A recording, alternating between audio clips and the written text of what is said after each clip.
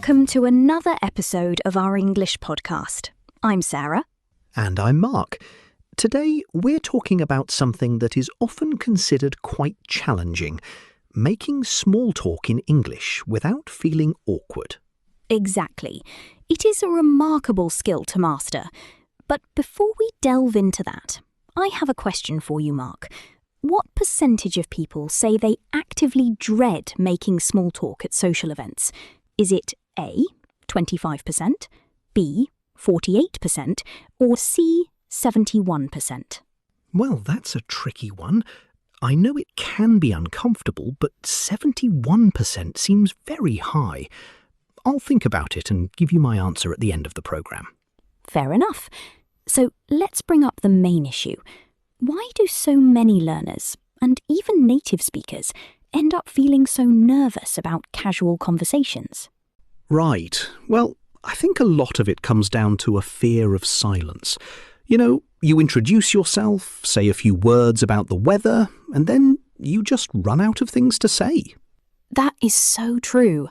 I always point out to my students that small talk isn't about being brilliant. It's just a simple tool to break the ice. Absolutely. If I had understood that years ago, I wouldn't have been so anxious at networking events. A really useful strategy to remember is the acronym FORD. Ah, yes, FORD. Could you explain what that stands for? Of course. It stands for family, occupation, recreation, and dreams. If you ever feel stuck, you can just ask a question related to one of those 4 areas.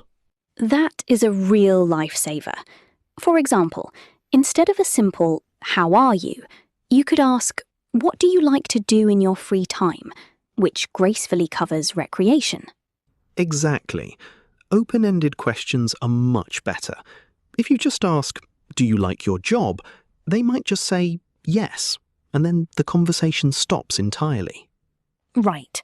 And we definitely want to steer clear of topics that are too heavy or controversial, like politics or religion.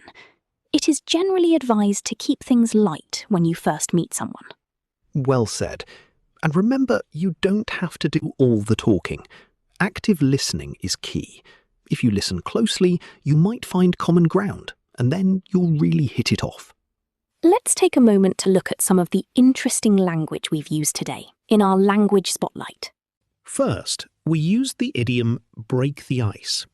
This means to do or say something to relieve tension or get a conversation going. For instance, he told a funny joke to break the ice at the start of the meeting. We also used the phrasal verb run out of, which means to use all of something so that there is none left. As in, I was so nervous that I ran out of things to say. And the idiom steer clear of, meaning to avoid someone or something. An example would be, I try to steer clear of discussing money with strangers. Finally, we said hit it off, which means to immediately like each other. We met at a conference and really hit it off. Brilliant. Well, Mark, we've reached the end of our chat. It is time for you to answer today's quiz question. What percentage of people dread making small talk?